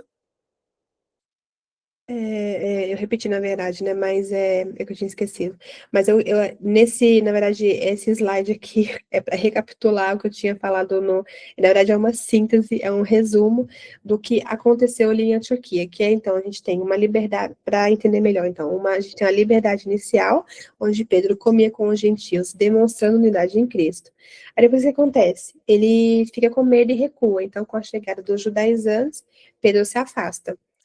Isso é o contágio da hipocrisia. Então, até Barnabé, que fazia missões ali no meio do povo gentil, ele é levado por essa dissimulação.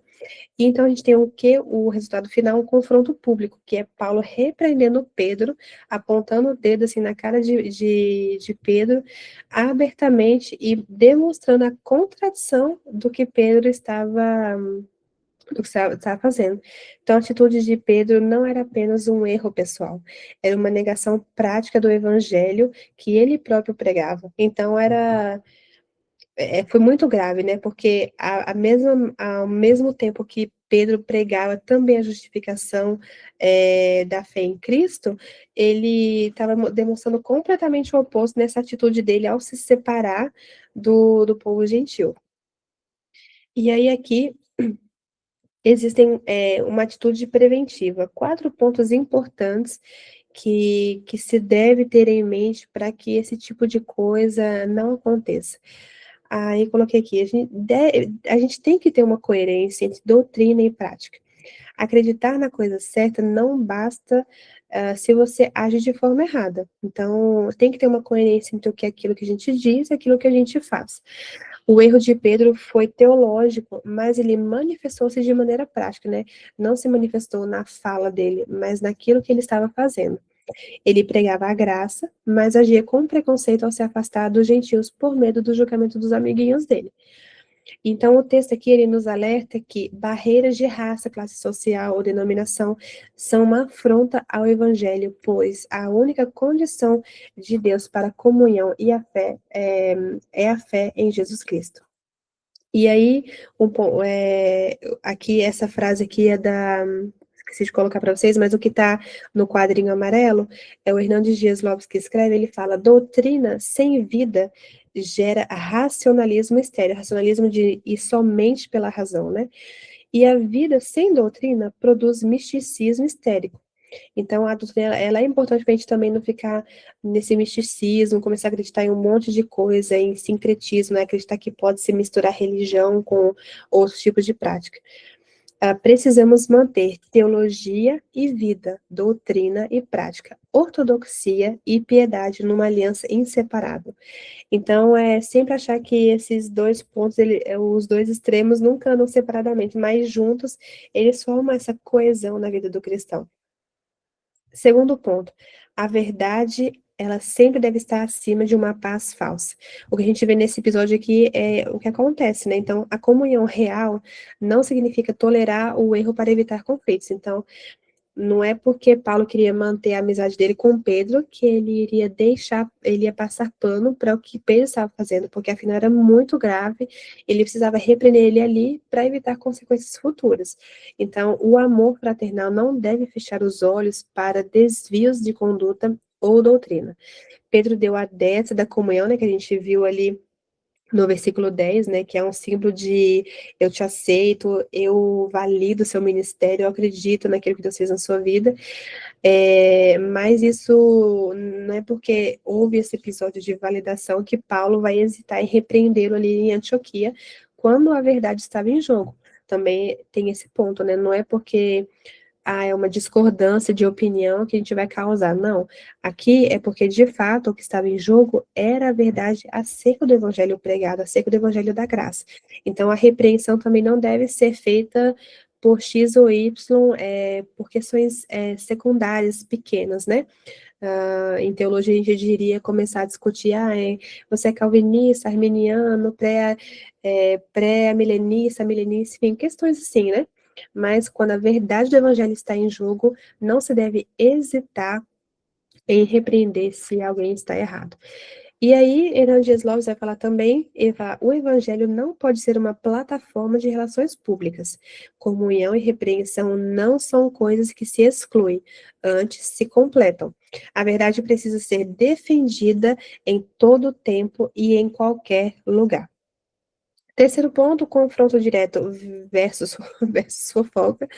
Então, o texto ele vai defender que é muito melhor encarar o problema de frente, né, olho no olho, do que falar mal pelas costas. Então, Paulo, o que ele vai fazer aqui, pode ser que, né, foi duro, foi difícil, né, encarar Pedro, falar Pedro que era a figura, né, ilustre do cristianismo no primeiro século, ter alguém apontando no nariz dele, mas é melhor isso do que falar pelas costas, até porque a, uma questão assim, ela deve ser resolvida de maneira franca e transparente. A honestidade cura e restabelece relacionamentos, e enquanto a lisonja, né, ou a crítica escondida, ela adoece a igreja.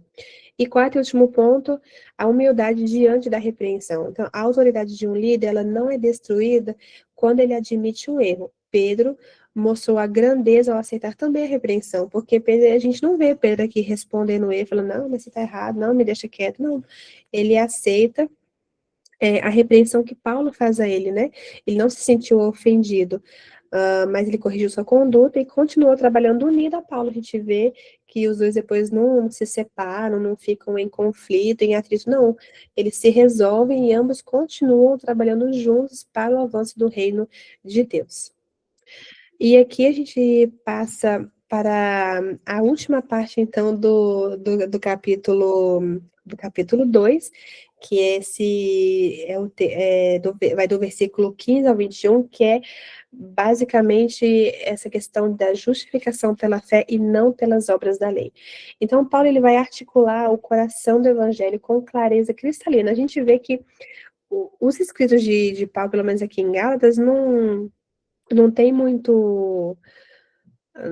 A gente não tem que ficar procurando significado, né? É claro, as frases são claras, as situações são claras, o contexto é claro, tudo é claro. Ele vai afirmar uma verdade única e revolucionária que ia abalar, na verdade, o fundamento do judaísmo tradicional. Que ninguém, absolutamente ninguém, é justificado diante de Deus por meio das obras da lei, por meio da lei. A justificação veio unicamente de Cristo. Isso é para mostrar que todo reconhecimento, toda glória, tudo é dado a Deus e não a nós. Porque se houvesse algum mérito em falar, mas eu fiz, né, ali, ó, 0,1%, não. A única coisa que a gente merece seria o fogo do inferno. Se não fosse por Cristo na nossa vida, a única coisa que a gente mereceria isso. Então, a obra salvífica, ela é plenamente de Cristo, ela é totalmente de Cristo. Por isso que mesmo que a gente seja um bom cristão, que a gente, né, dê esmola aos pobres e etc., tudo isso é válido, é louvável? Sim, claro, mas não é porque eu dou esmola aos pobres ou que eu sou uma boa pessoa que eu vou ser salva, né? A salvação, ela é somente mediante a fé em Cristo Jesus. Então, a gente tem 3 pontos, que é a insuficiência da lei. Então, as obras da lei nunca puderam justificar ninguém diante de Deus, né? A lei, na verdade, ela revela o pecado, mas não tem poder para salvá-lo. E era isso, quando eu falei do livro de Levíticos, é realmente isso. Era tanto sacrifício e oferta que o povo de Israel tinha que fazer, porque cada tipo de sacrifício, cada oferta era específico para um ato que era feito. Tocou numa coisa impura. Vai lá, pega um carneiro de 1 ano, imola fora do acampamento. Então, assim, tudo isso era para mostrar que cada atitude tinha uma consequência enorme, né? Então, mostrava que, de fato, o erro humano, o pecado humano, era sacrifício o dia inteiro. Tem um professor de seminário que falou assim pra gente, eu queria tentar imaginar a quantidade de sangue que era derramado cotidianamente nos acampamentos dos israelitas. porque é isso, a lei ela vai revelar o pecado, porque é tanto pecado, é tanto erro, né, que o ser humano comete, e que para cada tipo de erro, para cada tipo de pecado havia um tipo de sacrifício, que era assim, era realmente para mostrar que, gente, não tinha como mexer o dedinho sem ter que fazer um sacrifício depois. Então, o povo de Israel fazia sacrifícios, mas em nenhum caso esse sacrifício podia salvá-los ou apagar aqueles que de maneira perpétua, né, aqueles que eles tinham feito. Então, isso mostra de fato a insuficiência da lei. Em seguida, a gente tem o reconhecimento judaico. Então, mesmo os judeus devotos como Paulo reconheceram que precisavam de Cristo. Então, a herança judaica, ela não garantia a salvação. E isso é o que a gente vai ter aqui com o que Paulo traz, né, nos seus escritos, através da sua vida, da sua missão, e dos outros apóstolos também, né? E o único caminho é que a fé em Jesus Cristo é o único meio de justificação e não há alternativas ou atalhos ou acréscimos necessários. É o que eu venho repetindo, vocês já devem ter cansado de ouvir eu falar, que é só mediante Cristo, através de Cristo, somente em Cristo e tudo em Cristo, que há salvação. E é esse versículo 16, né? Sabendo que o homem não é justificado pelas obras da lei, mas pela fé em Jesus Cristo, temos também crido em Jesus Cristo, para sermos justificados pela fé em Cristo. Repetindo, e não pelas obras da lei, de novo repetindo, porquanto pelas obras da lei nenhuma carne será justificada. Então, basicamente assim, se a gente não entendeu esse versículo 16, que é tão repetitivo, a gente tem que ler de novo. A justificação pela fé, que a gente tem aqui, né, nessa passagem do versículo 15 ao 21. Nós vamos ter aqui 3 pontos. Nós temos um problema, que é o retrocesso de Pedro. Então, a atitude de Pedro não era apenas um erro de etiqueta, mas um ataque teológico. Então, se Pedro estivesse certo em se separar dos não-judeus, ele estaria dizendo que a salvação depende dos rituais das obras. Então, se aquilo que ele estivesse fazendo era certo, ele estaria dando credibilidade àquilo que os judaizantes estavam falando.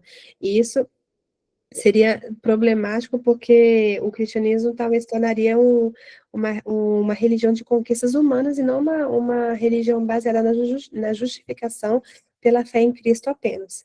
Segundo, a resposta, nós temos então a doutrina da justificação.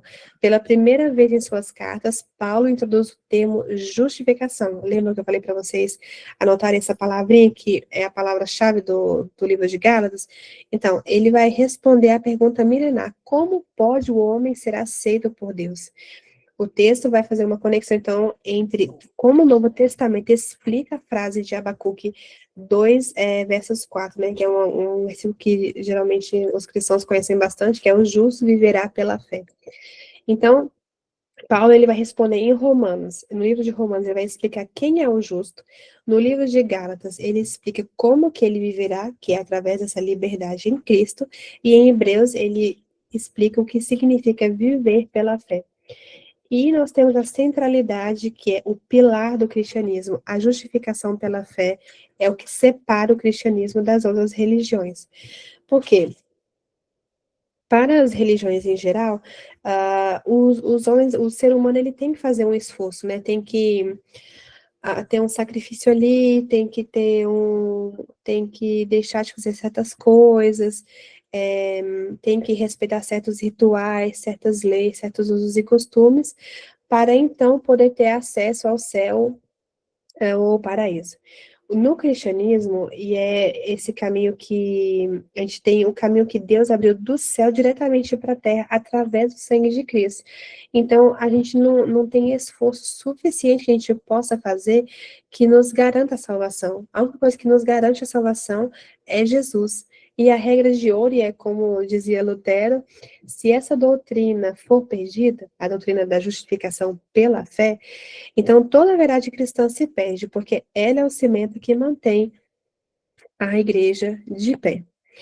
Então, sobre a justificação agora, o que nós podemos aprender da justificação? Primeira coisa, a justificação, ela é uma doutrina essencial da fé cristã, é o que nós temos aqui nos versos 15 e 16. Então, a gente tem um conceito legal de justificação, né? A justificação é um termo, na verdade, jurídico, não é um perdão comum, mas é realmente declaração de inocência, é o oposto da condenação.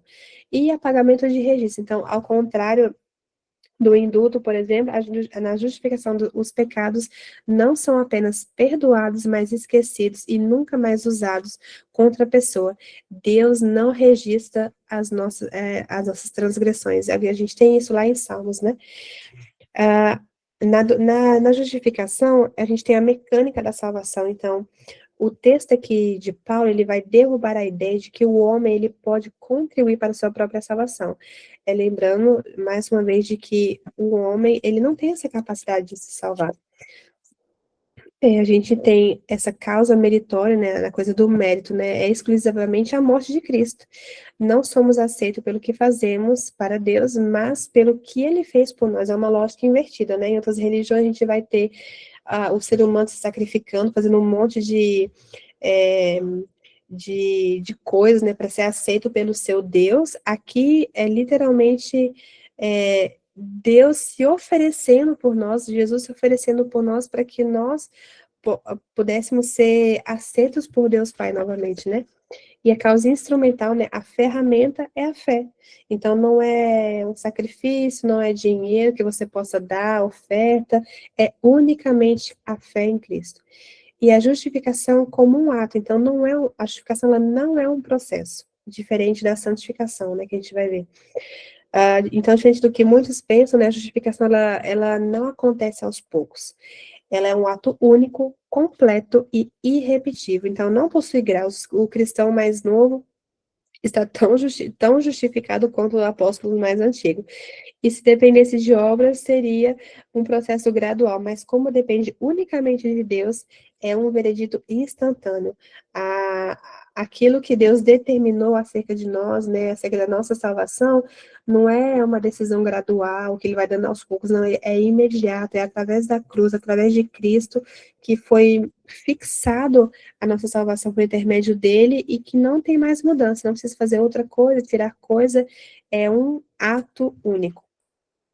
E aí eu coloquei aqui para vocês esse quadro, para vocês entenderem um pouco a diferença entre justificação e santificação. Então, basicamente, a justificação, ela é um ato único, a santificação, perdão, ela é um processo, né? Então, a gente tem que procurar se santificar a cada dia, né? Redirecionar o nosso coração, a nossa mente a Deus, né? Nos voltar a Deus. Não vou ler todo o quadro, não, mas eu coloquei aqui para vocês poderem ler depois com calma, mas aqui está realmente um resumo da diferença entre esses dois termos, ambos parte da vida cristã que temos. Segunda coisa é que a justificação é a maior necessidade do homem, porque a prioridade da salvação então, o autor, né, aqui Paulo, na verdade, ele vai redefinir que é tragédia e sucesso. Então, a maior necessidade do homem não é riqueza, não é saúde, não é luxo, não é ter dinheiro, tudo, mas é a salvação, porque a gente pode ter tudo nessa terra, a gente pode conquistar tantas coisas, mas o que vale conquistar tantas coisas e no final não saber para onde nós iremos e ter a nossa alma perdida, né, e não sermos salvos por Cristo. Então, a incapacidade humana, segundo ponto, os 4 motivos é porque precisamos de Deus. Por que a gente precisa que Deus nos justifique? E aqui o texto vai apontar para 4 pontos. Então, a falência moral, porque o homem ele é pecador, nós somos pecadores. A queda, por conta do pecado de Adão e Eva, a gente é tido como pecador desde do ventre, do nascimento, né? Então, a gente tem uma dívida eterna com Deus que é o único que pode nos perdoar, né, por conta desse pecado. A gente foi contaminado por completo, então o pecado é uma mancha que o ser humano não consegue lavar sozinho. Até as nossas boas ações, né, justiça própria, dar esmola para o mendigo, ser um bom amigo, ser um bom pai, uma boa mãe, etc. Tudo isso não vai fazer com que a gente tenha a salvação de Deus, né? Não é uma checklist, fiz isso, agora eu posso ser salvo. Não, a gente pode ser a melhor pessoa do mundo. Se a gente não aceitar a Cristo, de nada vale as nossas boas intenções. Terceiro ponto, a nossa condição espiritual. Então, sem Cristo, o homem ele é descrito como filho da ira, escravo de forças espirituais e incapaz de atrair o favor de Deus por mérito próprio. Sem Cristo, a gente só tem uma só condição, que é quando Jesus voltar, a gente ter toda a ira de Deus em cima das nossas costas, e queira que isso não aconteça. Então, Jesus, ele tira de nós essa ira de Deus, né? E quarto ponto é exigência da perfeição. O céu exige perfeição absoluta e a lei de Deus não aceita menos que isso. Então, como o homem falha constantemente em palavras, pensamento, em ações, né? Eu não sei vocês, mas eu sou totalmente imperfeita. A gente jamais poderia ser aceito por nossas próprias obras. Por isso que a justificação, né, que a gente tem mediante Cristo é a maior necessidade do ser humano. A justificação ela é recebida pela fé e não pelas obras, né? É o que Paulo está lá lutando contra os judaizantes. E outra coisa é que a justificação ela é uma doutrina atacada ontem, mas hoje também. Então, o que a gente tem aqui no versículo 17 e 18, eu até peguei aqui uma parte do livro de John Stott, que ele fala assim: os críticos de Paulo argumentaram: sua doutrina da justificação somente pela fé em Cristo, a parte das obras da lei, é muito perigosa. Fatalmente enfraquece o senso de responsabilidade moral de uma pessoa. Se podemos ser aceitos mediante a fé em Cristo, sem necessidade alguma de fazer boas obras, você está, na verdade, nos encorajando a ignorar a lei, o que é heresia. Então, para eles, para os judaizantes, se a gente pode ser aceito somente mediante a fé e sem praticar boas obras, sem cumprir lei, sem cumprir um monte de coisa, isso para ele, logicamente, induziria o ser humano a pecar, fazer coisas erradas, fazer coisas que é contra a lei.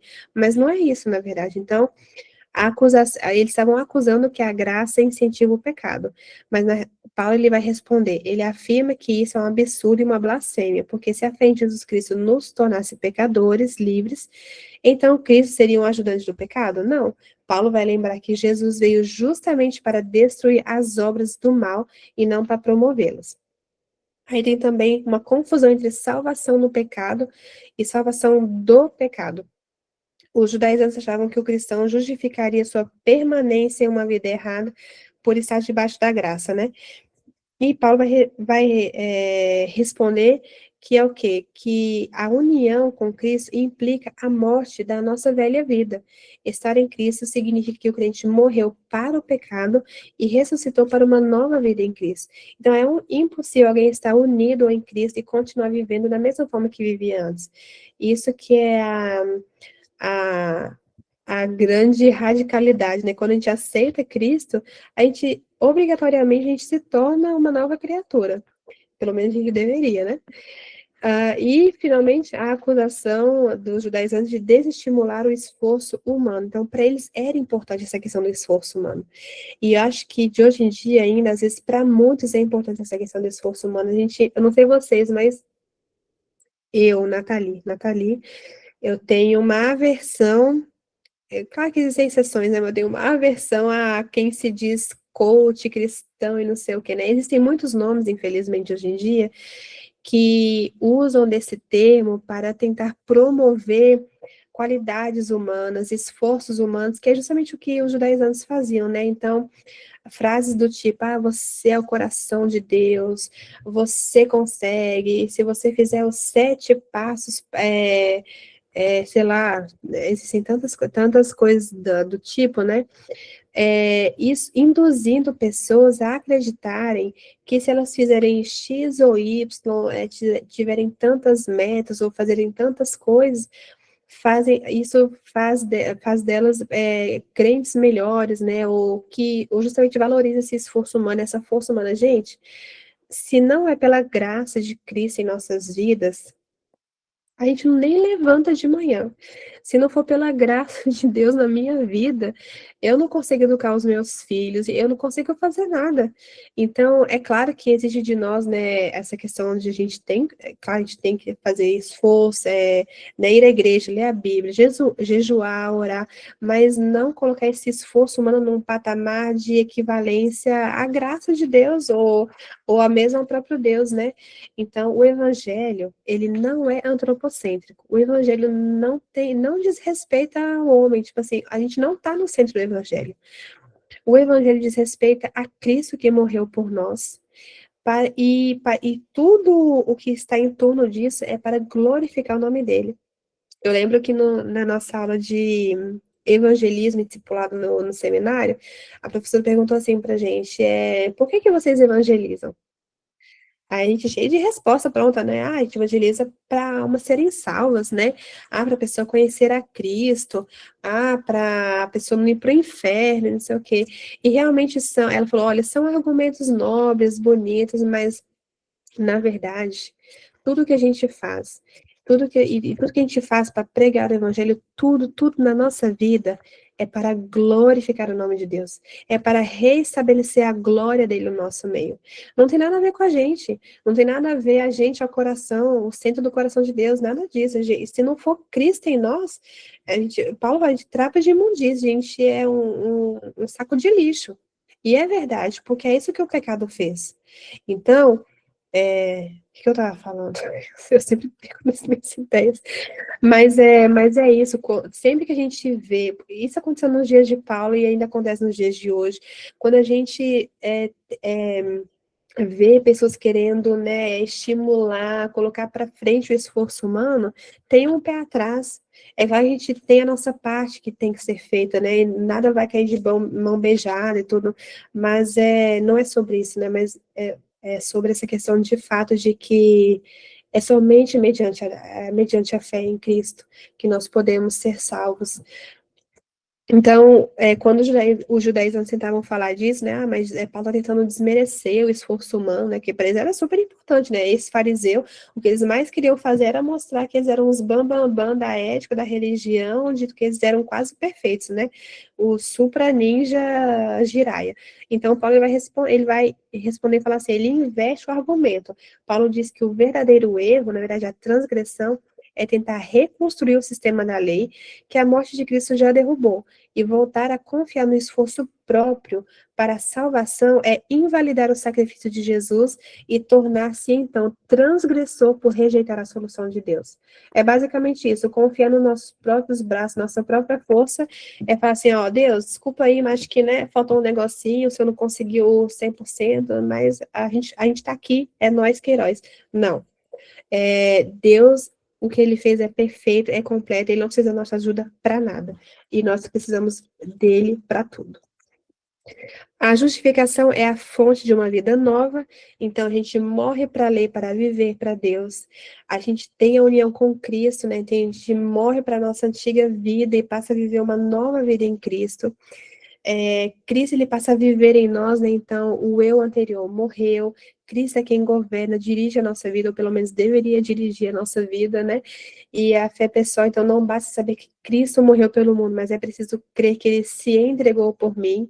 E quarto ponto, a supremacia da graça sobre a lei é de fato que confiar nas obras é uma ingratidão que anula a cruz.